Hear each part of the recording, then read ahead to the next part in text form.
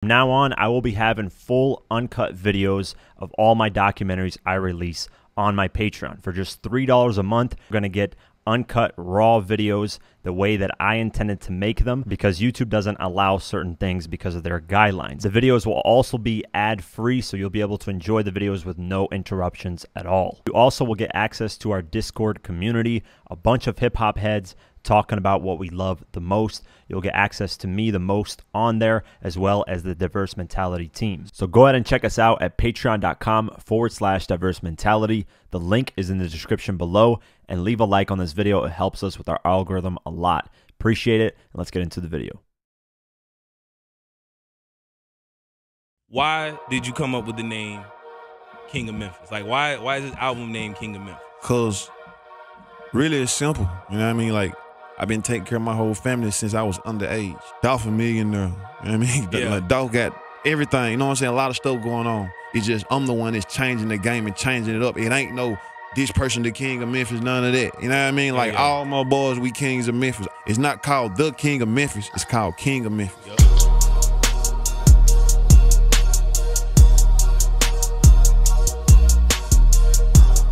They want to get to me. I don't get to me. You know what I mean? Because can't nothing stop me, bro. Only thing that stop me is me. You feel me? So it's like, ain't nobody else got control of me. You know what I mean? We sitting on top of the industry. We really doing what everybody want to do and wish they could do. That's why I just love life right now. That's why I'm just through the roof right now. Because we at the top, but we really from the bottom. You know what I mean? And I know that. You know, you gotta get it how you live, man. Everything don't stay the same forever. Man, you gotta know what you're doing. This the rap game, but this really ain't nothing but the streets. You gotta play this game right. You know, I feel like every few months we losing somebody else. It's just a part of life right now. Whether we like it or not, it's a part of life.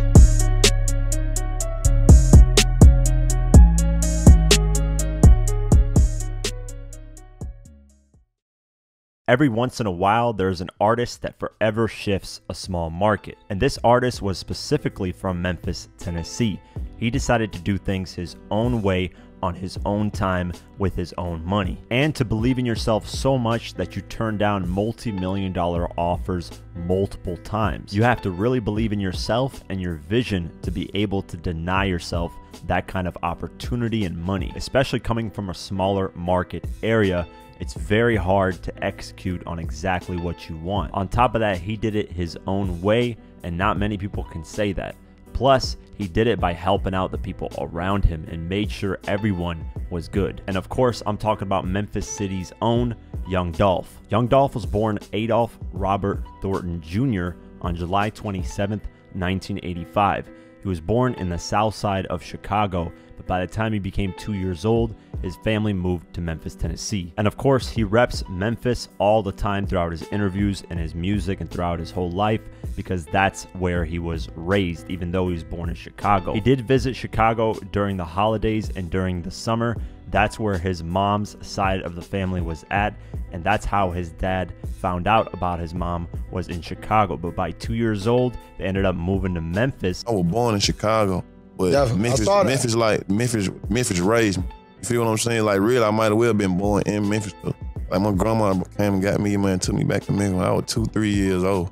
Been in Memphis ever since. Go back to Chicago for the summer, and it's like certain little different stuff to go kick and holler at my family. But like on Memphis, Memphis made me, Memphis paid me, Memphis, everything I ever did, bro. Like, the streets of Memphis is what made me what I am. And it wasn't Dolph's parents that ended up raising Dolph and his brothers and sisters. It was his grandmother. The reason why his grandmother raised them was because his parents were unfortunately addicted to crack cocaine. And because of this, they weren't consistent when it comes to raising Dolph and his brothers and sisters. They would be in and out in the streets and then at home. So his grandmother decided to take over. Split the family up.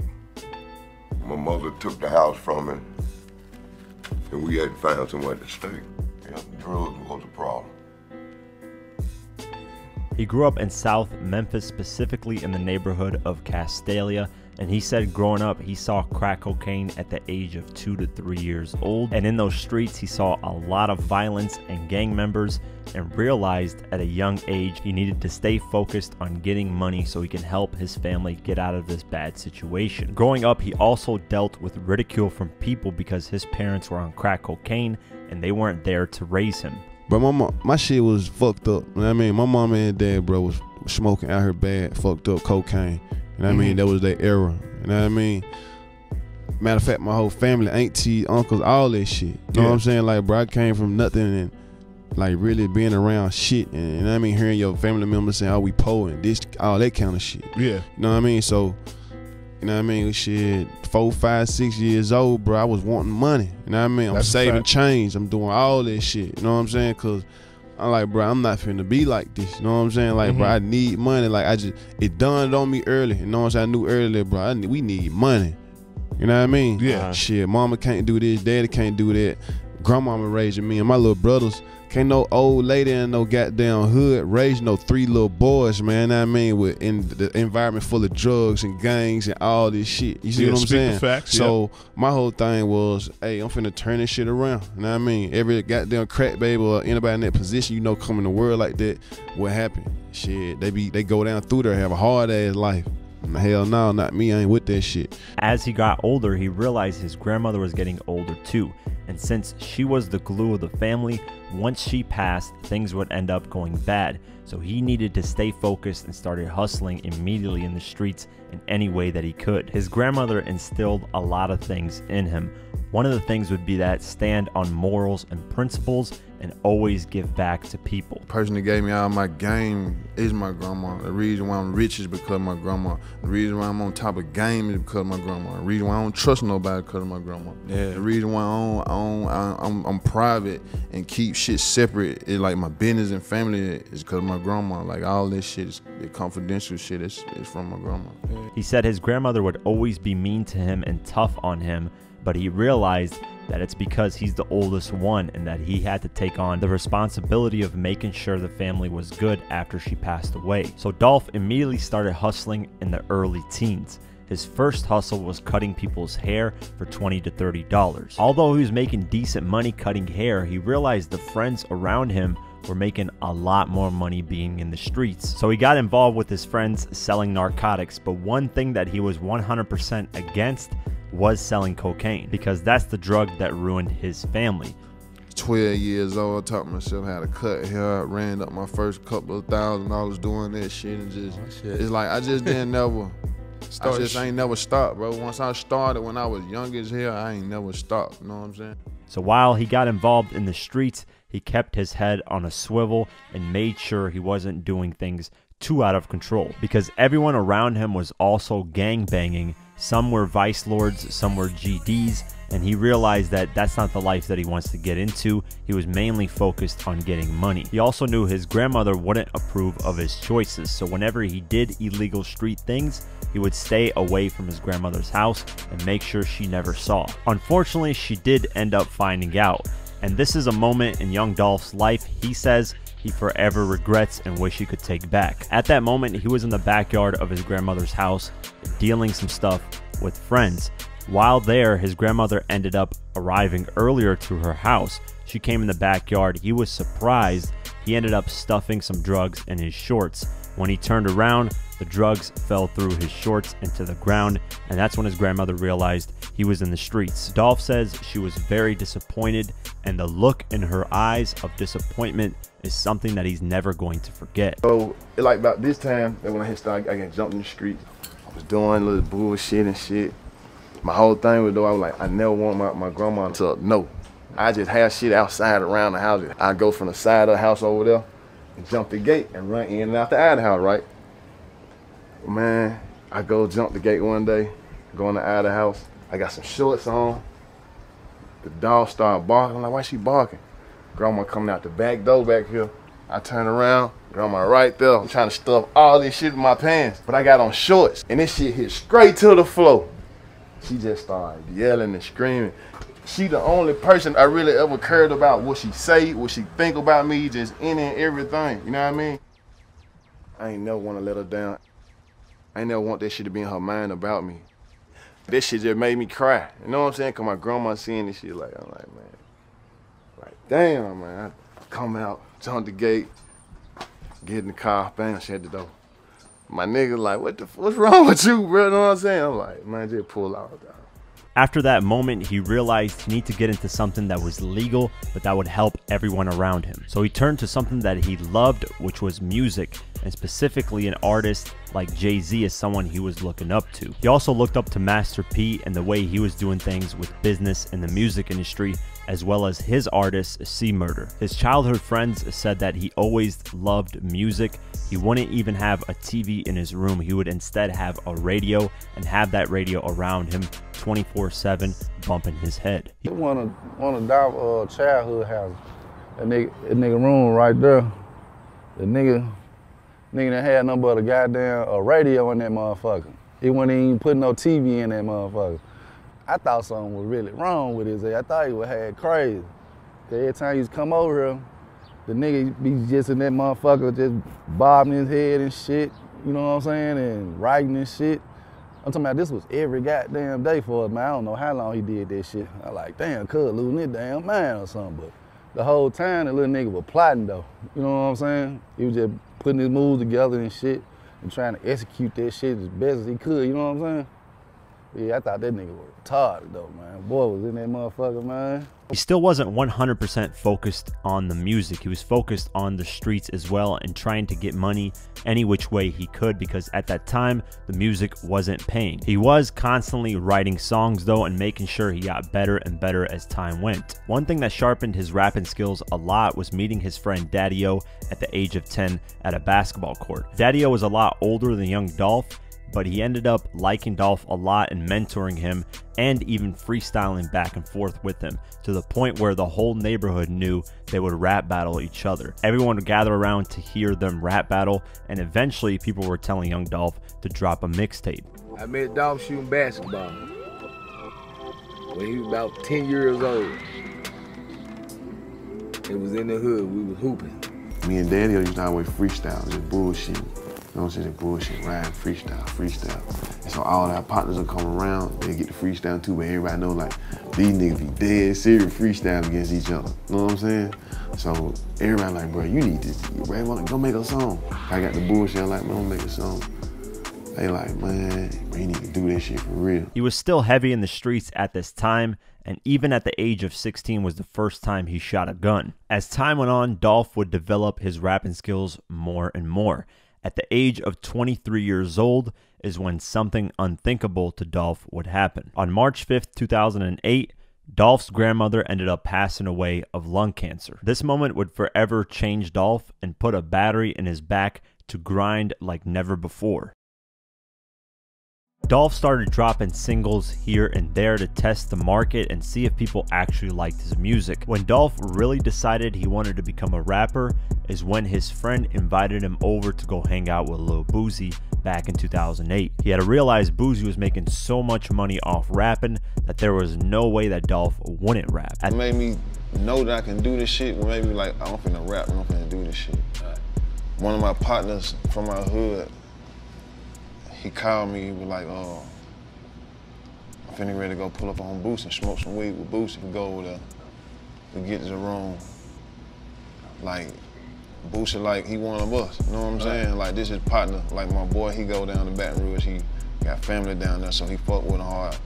Like, Boosie just showing his ass, he was like, nigga, I remember I first started coming down here, I was getting like 1,500 or something, like, now I'm getting 15,000. He was like, nigga, I'm finna get that new Bentley when I get back to Baton Rouge. I'm finna this, I'm finna that. I was like, when we left, we in the parking lot, I told my partner, I was like, boy, I'm finna start rapping. At that moment, Dolph started talking with Daddy-O, who was his business partner at the time, slash friend, slash partner that he would freestyle with all the time, and they came to a conclusion that they should call their record label Paper Route Entertainment. And just like that, Dolph had a whole team around him, pushing him to become one of the biggest artists out of Memphis. So in late 2008, Dolph dropped his first official mixtape called Paper Route Campaign, which featured 19 tracks. Now that there was an official mixtape out there of young Dolph, They needed to push it in the market and in the streets wherever they could. So at concerts that Dolph would perform at locally, they would hand out CDs left and right and just flood the streets with them. In fact, some people would actually throw them on the ground. They would come to that same club later that night once they're done performing, pick them up and hand them out the next day again. They would do it so many times that they ran into the same people they initially handed out the CDs to.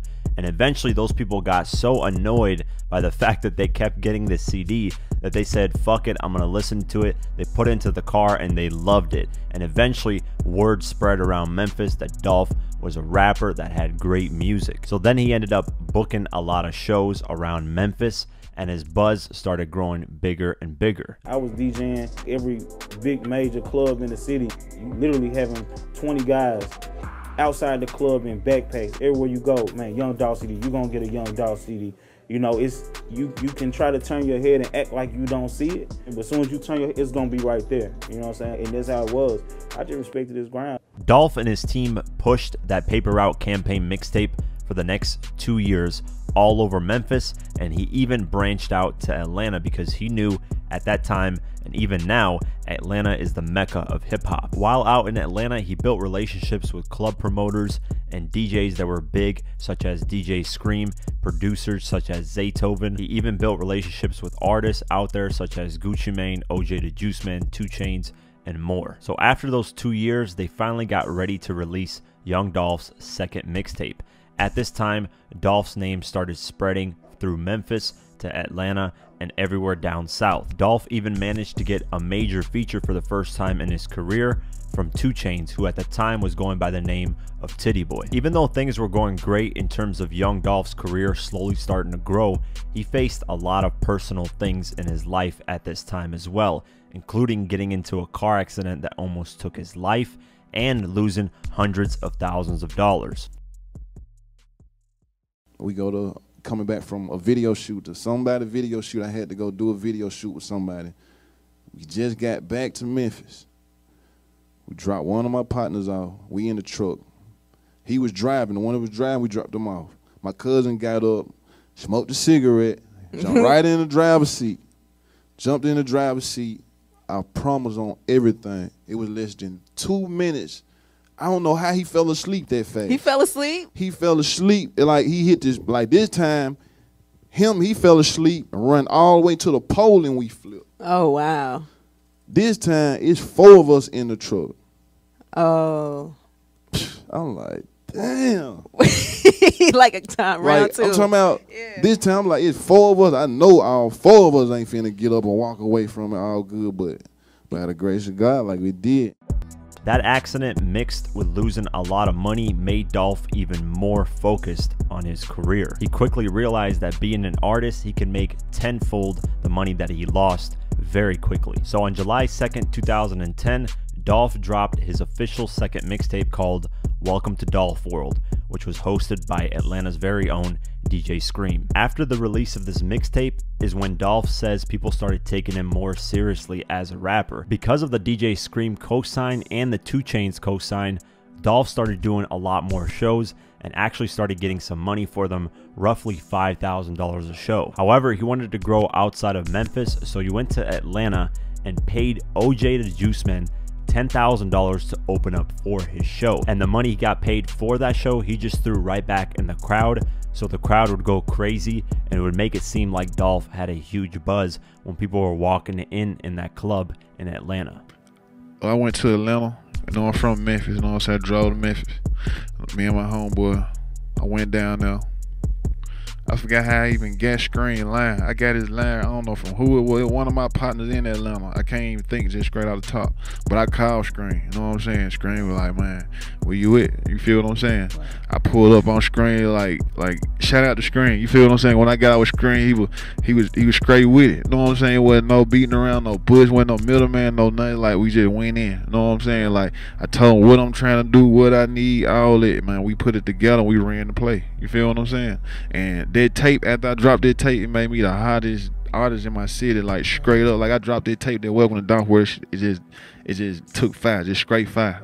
My first show I did in Memphis after that tape. I dropped that tape, did my first show, got 5 bands. Because of how big Young Dolph started getting in Memphis, he started working with Drumma Boy as well, and Drumma Boy would be the one that would introduce him to Gucci Mane. Gucci initially charged Young Dolph for a feature, but after the song ended up blowing up, he then invited Young Dolph to his studio in Atlanta to work with him and potentially sign him. Dolph didn't want to sign with Gucci Mane, but that didn't matter to Gucci at all. He took him under his wing and mentored him throughout all of his life. As Dolph's buzz kept increasing, Dolph kept flooding the streets with new music, and in 2011 he dropped 2 mixtapes. On May 7th, 2011, he dropped High Class Street Music, and this would be the first track that Dolph and Gucci Mane were officially on, called I'm Booked Up, and the reception for this track was of course amazing.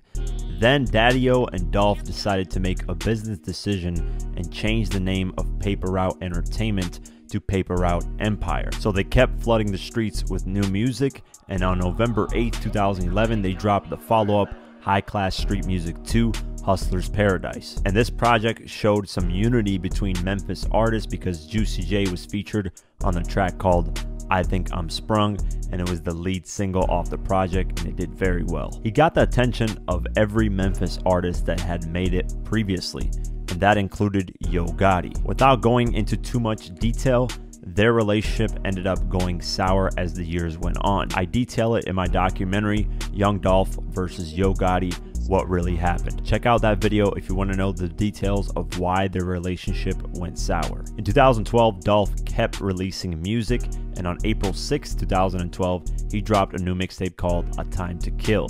Then on November 14, 2012, he dropped another mixtape called Blue Magic, and this would be the first time Dolph and Future would be on the same track, as well as other artists. In 2013, Dolph did a collab mixtape with Gucci Mane called East Atlanta Memphis, and released this on March 16th, 2013. Then on May 13th, 2013, he dropped the 3rd installment to his High Class Street Music called Trappin' Out the Mansion, and this would be the first time Dolph would get a taste of what going viral was like. The viral moment was thanks to the track Get This Money featuring 2 Chainz on the mixtape, and due to Vine at the time being super popular, there were 7-second clips of people dancing to his music. The one clip that blew up, that spread throughout the whole internet, was a white kid at a gas station dancing to the song, and this clip made him skyrocket to more mainstream success. So Dolph kept going and dropped another mixtape in 2013 on October 15th called South Memphis Kingpin. Then in 2014, Dolph would see his first success on the Billboard charts. On April 15th, 2014, he dropped a new mixtape called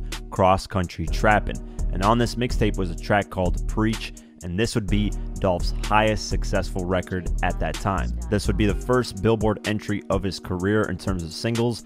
It would be on the US main R&B and hip hop charts, and it peaked at number 24. This was a major success for Dolph and his team considering they were independent with no major record label pushing them. Following that, he dropped the 4th installment to High Class Street Music called American Gangster on July 8th, 2014. Then in 2015, Dolph would see some major success even more on the Billboard charts, not only from his songs, but from features he did. He hit the ground running in 2015 immediately, and on February 24th, 2015, he dropped the 5th installment to his High Class Street Music mixtape series called The Plug's Best Friend. On this mixtape featured a track called Pulled Up featuring 2 Chainz, and this would be another track that would chart on Billboard main R&B and hip hop charts at number 39, which was a great look for an independent artist. Then Dolph would appear on the biggest track of his career till this day. OT Genesis decided to drop a track called Cut It and had Young Dolph as the featured artist on the track. This track ended up blowing up. It peaked at number 35 on the Billboard Hot 100, which would be Young Dolph's first appearance on the Hot 100. It peaked at number 3 on the US R&B and hip hop charts, and then it went double platinum. And that wasn't the end of the features that had major success. He also appeared on Colonial Loud's California track with T.I., and this track ended up peaking at number 32 on the US R&B and hip hop charts and at number 8 on the US main R&B and hip hop charts. Of course, with that success, he kept flooding the streets with new mixtapes, and a lot of them will be collab mixtapes. The first one would be June 30th, 2015, called Felix Brothers with Gucci Mane and Pee Wee Longway. Then just a couple weeks later, he dropped another collab mixtape.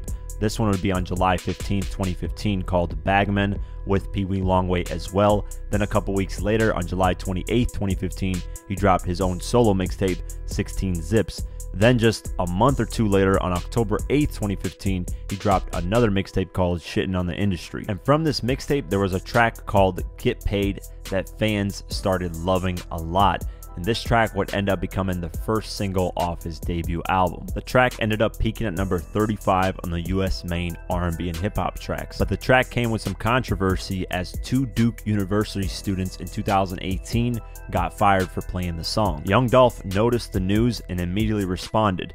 In May 2018, at his Rolling Loud set, he flew out the 2 employees that got fired for bumping his Get Paid track and gave them each $10,000. I know y'all familiar with the situation that happened at Duke University a couple of days ago, right? You know what I'm saying? Like, they fired 2 workers from a coffee shop for bumping my shit in the store. Hell no. Matter of fact, I brought them out here, flew them out here with me, man. Okay. This is the kind of shit I do. Real niggas do real shit. I see you, dog. Know what I'm saying? So, keep in mind, this was a VP at Duke University that fired them. At work for playing the song Get Paid. So check this out. This is what we gonna do. I know for a fact that VP at that school, he get money, but he ain't get money like Dolph. So look, check this out. Until y'all get y'all a new job, till y'all find y'all a new job, I got 20,000 for y'all right now. Let's go! Rolling loud! Paper Route Empire! The publicity for this Get Paid track is what made this song so legendary. Dolph went on January 2016 on Instagram and announced that he had to go to court, and the judge ordered him to take this little kid in his custody for 24 hours. And the caption said his mom said he's been skipping school, stealing and shit. And what made this believable at that time was because Dolph was in court for drug charges. So a lot of people believed that this was real, but as the weeks went on and as the years went on, Dolph revealed that it was just something publicity for the song Get Paid.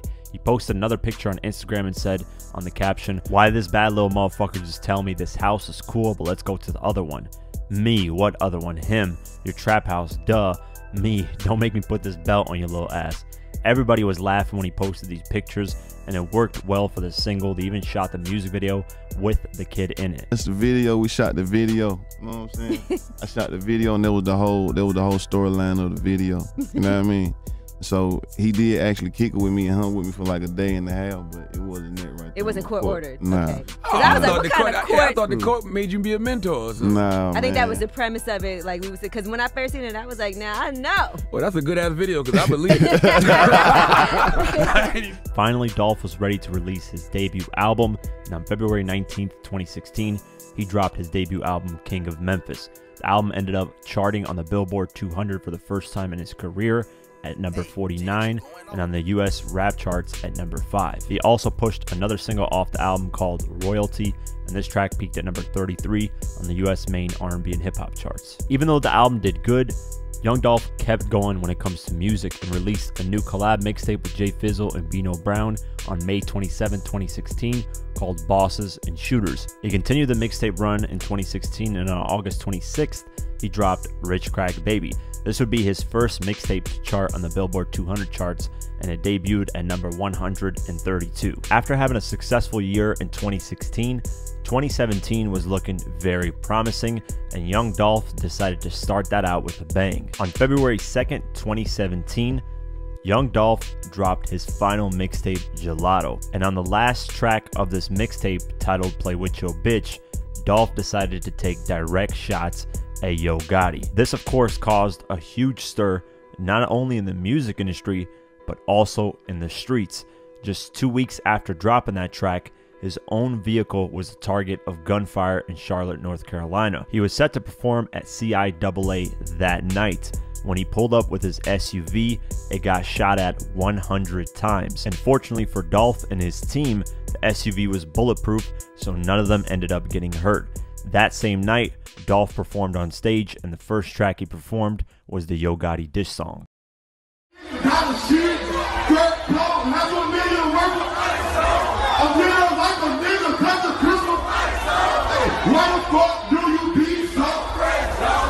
Days after the shooting, Yo Gotti's artist Black Youngsta and 2 other men were arrested, but the charges were later dropped due to insufficient evidence. Dolph, being the smart businessman that he is, he decided to capitalize on this moment and dropped his second album titled Bulletproof on April 1st, 2017. And the lead single off this album is titled 100 Shots, in which he addresses that incident. At this time in his career, it would be his highest charting song on the US R&B and hip hop charts at number 49 and would end up going gold. And when people saw the track list of this album, they thought Young Dolph was just joking around, but it's the real track list on the album, because the track list is a sentence about the incident. It starts out with 100 shots. The second track is In Charlotte, but I'm bulletproof, so fuck them. That's how I feel. All of them. I'm so real. I pray for my enemies. I'm everything you want to be. SMH. This album ended up peaking at number 36 on the Billboard 200, which would also be his highest charting album at that time. With the album being the highest charting at that time of his career, it was definitely a smart move to use that incident as a marketable strategy for his second album. This also cemented him in hip-hop history as a legendary artist for having a crazy moment in hip-hop involving a major shooting and a major diss track. With the great success he's having, things would unfortunately get worse as the year went on. On September 27th, 2017, Dolph was outside the Lowe's Hollywood Hotel. He ended up getting into an altercation with 2 men. Those 2 men ended up firing 2 shots in his upper body. He was immediately rushed to the hospital after the incident, and it was reported he was in critical condition, but as time went on, they reported that he would eventually end up making it. The police immediately started questioning Yo Gotti due to the history of their beef that year. They caught up with 3 people that same day of the shooting, and one of them was an associate of Yo Gotti by the name of Corey McClendon. They ended up arresting him but released him without charges due to lack of evidence. A couple weeks went by and Dolph was officially released from the hospital after healing up. Immediately he announced his new album, Thinking Out Loud, and released it on October 20th, 2017. And on one of the tracks titled Believe Me, he actually shot a music video in the hospital while he was recovering. And this album would be his highest charting album at that time of his career. It debuted at number 16 on the Billboard 200, and because it debuted so high, the first week numbers actually registered on Hits Daily Double. The album ended up moving 23,487 copies the first week, which was a great look for Dolph considering he was independent. Labels knew that Young Dolph was independent, so they all kept reaching out to try to sign Young Dolph to their label. Because of the massive success in 2017, the labels tried to sign him in 2018. Young Dolph revealed that he got offered a $22 million record deal but decided to decline it. Dolph knew what his potential was and what his record label's potential was, so that's why he ultimately ended up declining it, because he knew he could make that $22 million within the next year or 2. This was a massive step in his growth, because just years ago, they only offered him $3.2 million. To jump from $3.2 million to $22 million showed that Dolph had grown massively commercially, and in 2018, he proved that even further. The most money I done turned down was $3.2 million. Oh. I done turned down the 3.2.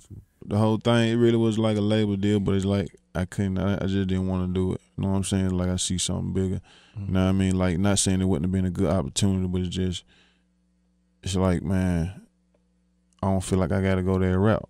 It's just, you know what I mean? It's like a lot of people, they can't see what I see, bro, because they ain't in my position. And right. I figured it out too. I had to figure it out along the way. Like, a lot of people, they ain't gonna get it. They ain't gonna see what I see. You know what I'm saying? Because it's like, you look at what I'm at right now. Look what I've done so far. You know what I'm saying? It's like, ain't nobody was willing to sacrifice, like, holding out to get to where, you know what I'm saying? Like, I'm at in their career, you know what I'm saying? Before they be like, oh, I'm gonna do this, let me sign this or do that, do this. It just, I just got another vision for it. You know what I mean? And it's like strictly 100% ownership. You know what I mean? Okay.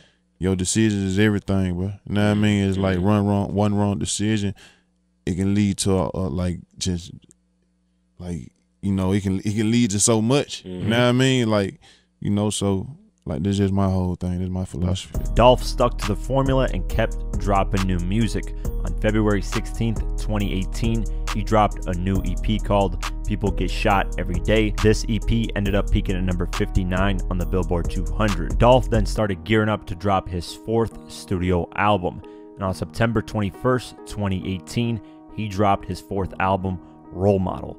The album would become his highest charting album to date at that time, at number 15 on the Billboard 200 and at number 9 on the US rap album charts. The album also was the best first week selling of his career at that time, with 31,000 copies sold. The lead single off this album also was his biggest charting song as a lead artist at that time as well. The single was called Major featuring Key Glock, and it ended up peaking at number 47 on the US R&B and hip hop charts. And what helped the song perform really well was Dolph announcing a challenge for the single called That's Major Challenge. He said, "I'm about to give away a camouflage Hellcat Challenger to whoever makes the best video to the song Major. You can flex the song, do a skit to the song, dance to the song, etc. It doesn't matter what you do, it's your choice. You must hashtag That's Major Challenge to enter." Dolph ultimately ended up picking a winner, and he brought the winner out to meet him.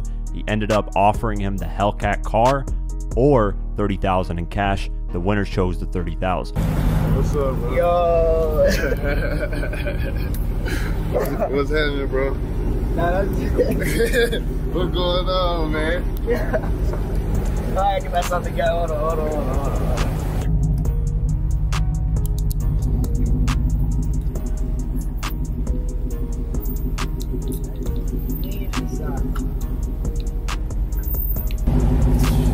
Congratulations, first of all, bro.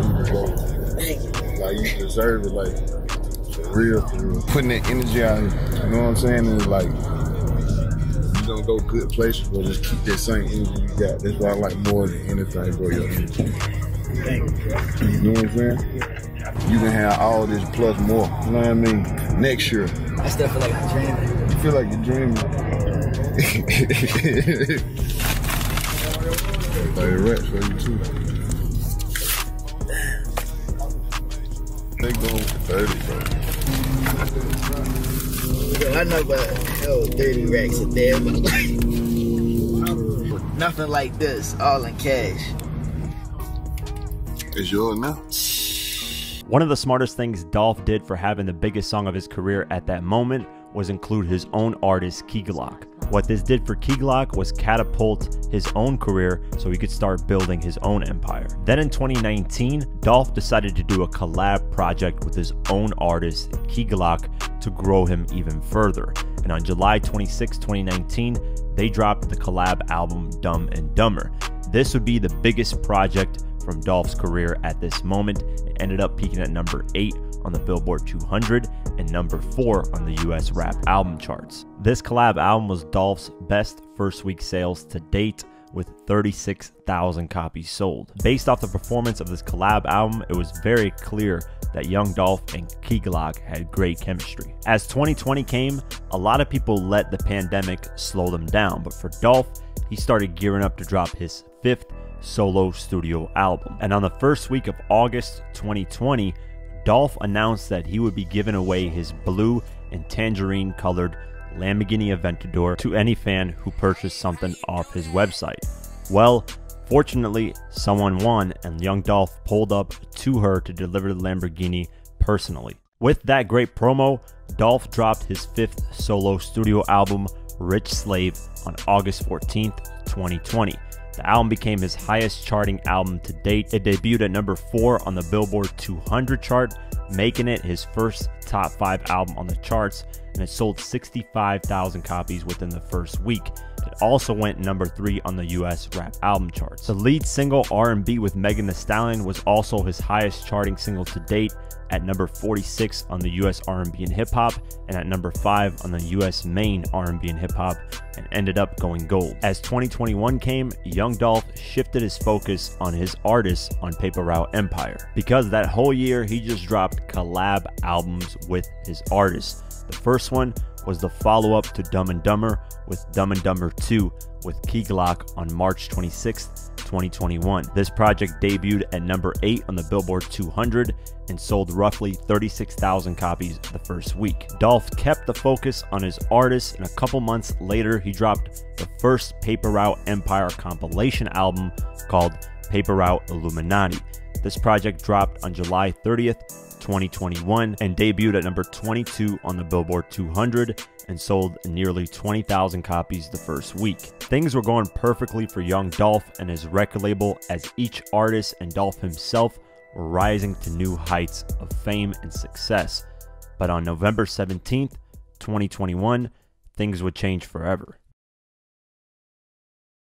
That week of November 17th, Dolph came back to Memphis to give back to his community. That week, he was scheduled to give out turkeys to the Memphis community on November 19th, which would be a Friday. On November 15th, 2021, he ended up visiting a West Cancer Clinic near Memphis. He went there to show love to the staff for taking care of cancer patients, because a lot of his family members went through that center that were dealing with cancer. He even took photos with the staff, signed autographs, and even did an interview.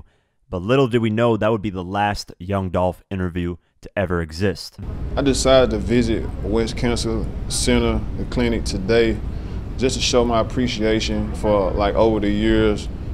I had several family members that come through here and been patients of this clinic, so I just really wanted to show up and show them my support, show them my like how thankful I am just for them being them. I got a aunt, my aunt, she's currently here. Like, she has cancer, my grandmother had cancer, my uncle had cancer, and they all came through these doors. And I just wanted to show up and just really thank them for what they do, because it ain't an easy job. Like, it's kind of hard, you know what I mean? Just seeing people in those conditions. Like, some people be more down than others. Some be all right. It's really just be all about timing. Like, even the ones that be all right, it's like, it only lasts for so long, but they do a hell of a job, and I just wanted to come and congratulate them and let them know, like, they appreciate it.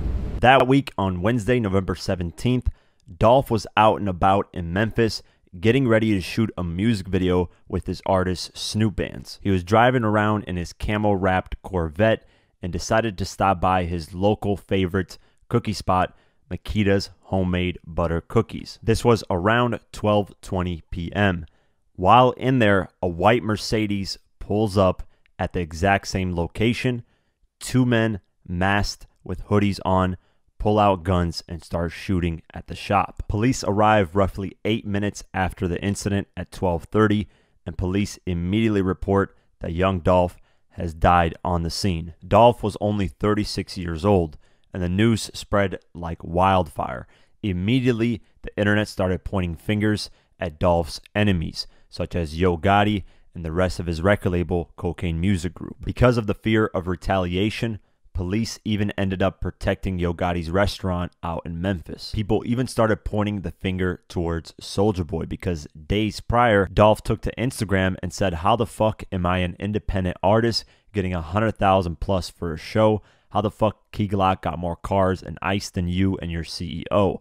Soulja Boy ended up calling that big cap, saying that Young Dolph is actually signed to Empire Records and that Soulja Boy instead is the biggest independent artist. So people assumed Soulja Boy and Young Dolph had beef.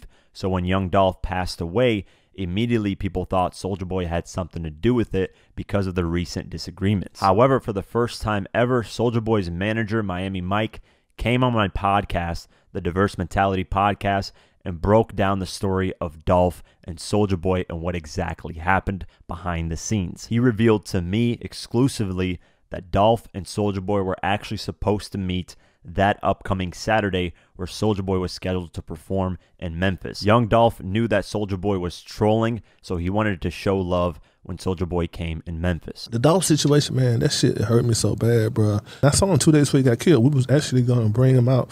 Into was going to bring him out on the stage in Memphis. But by Dolph getting killed, To me, the shooters use soldiers as alibi. Whoever been trying to kill Dolph, he'd been shot 2 times before. Yeah. I shot at. They was trying to kill. They was going to try to use. To me, they were just trying to use soldiers as alibi. It's a soldier talking shit. We gonna get Dolph now. That's how I'm looking at it. Yeah. Like Soldier did it. We gonna be in the clear. That's what I'm thinking because he had nothing to do with it. He really didn't. And people was mad at him because he said, because they took him out the tour. He was mad because he really didn't have nothing to do with it. He's like, man, why they take me out the tour? I ain't had that. Somebody got killed. Ain't got nothing to do with me. And niggas probably in the streets in Memphis was just getting mad at him for being disrespectful, but not just about the paper route stuff. Because Dolph, this shit was really cleared up. You know what I'm saying? That's like I said, I saw Dolph 2 days before he got killed. Yeah. I saw him at. I saw him at Starbucks in downtown Memphis. I had just got off tour.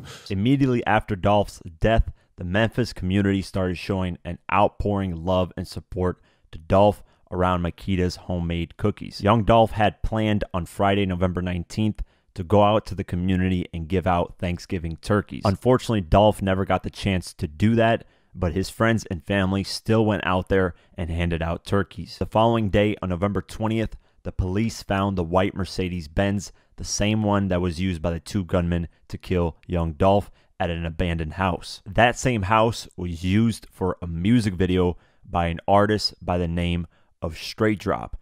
He dropped a music video called Going Straight In.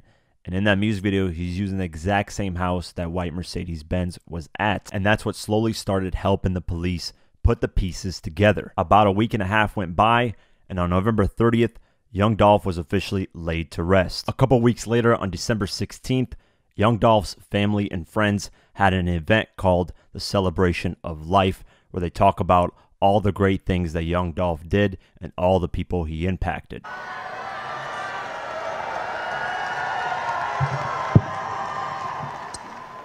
Hello everybody, my name is Adolph Robert Thornton III, and I am just happy to be here because my dad was the person who raised me, and he trained me to be a good man when I grow up.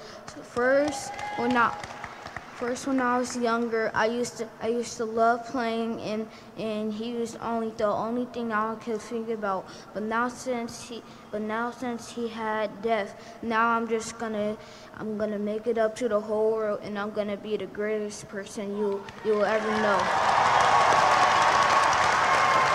Roughly 3 weeks later, the police did their investigation and ended up arresting 3 men in connection with the shooting of young Dolph. Those 3 men were Justin Johnson, who is that Straight Drop rapper, Shondale Barnett, and Cornelius Smith. All 3 of them were trying to escape the city of Tennessee. They were caught in various different areas. All 3 men are possibly facing life sentences if convicted. Since his passing, there have been a lot of stories about how young Dolph impacted people and what kind of moves he made in the business world.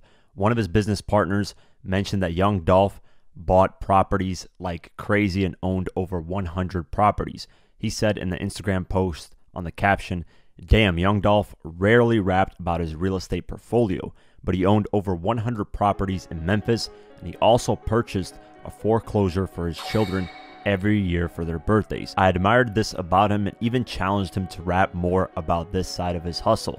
The streets don't love nobody. That's why it's important to provide alternative to the streets every chance we get. Always remember that. Rest easy." Miami Mike also revealed on my podcast that young Dolph was getting real money. Not only did he own a bunch of properties, he also would turn down loans worth roughly $100 million.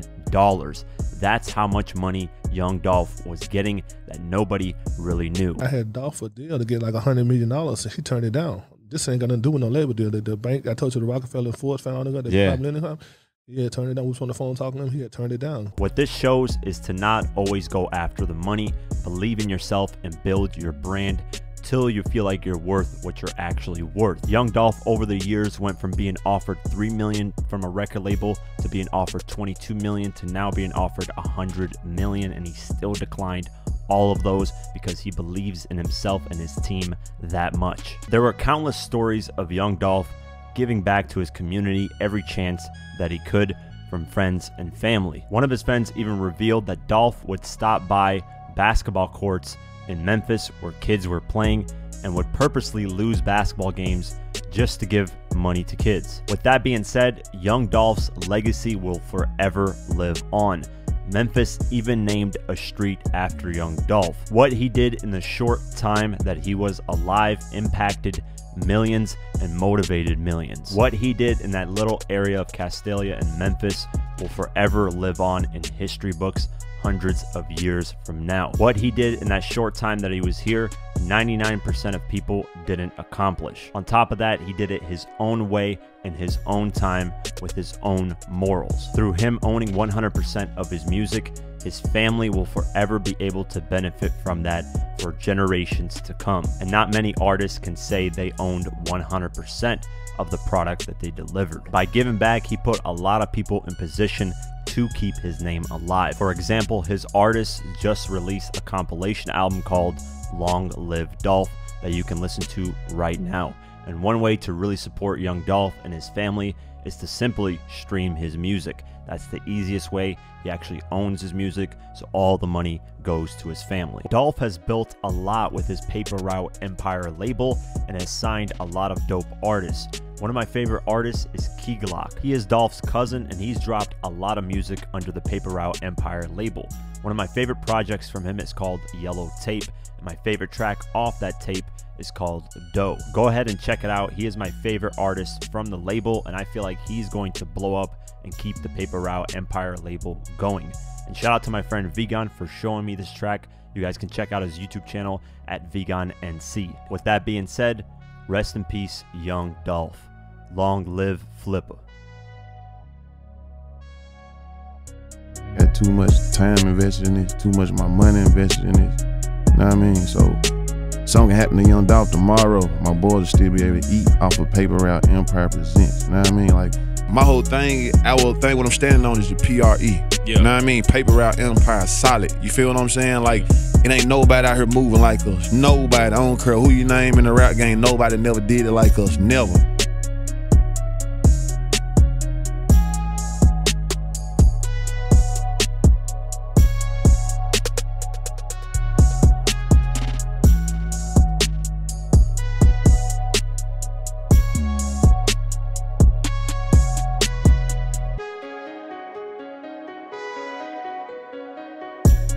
On 3, I want everybody to say, long live Dolph.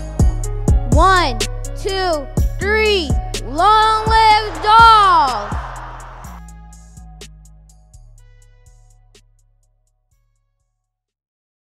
That's it for today's video. If you guys want to support this channel further, you can do so at patreon.com/diverse mentality. For just $3 a month, you can get my videos uncut and raw the way I intended them to be, but couldn't because of YouTube. Plus, you also get access to our Discord community, where we have a great community talking about hip-hop and various other things. It's very dope. So only $3 a month. I'd really appreciate the support. Also follow us on social media at QuakeGW and at Diverse Mentality. Thank you so much for the support, and I'll see you guys in the next one. Peace.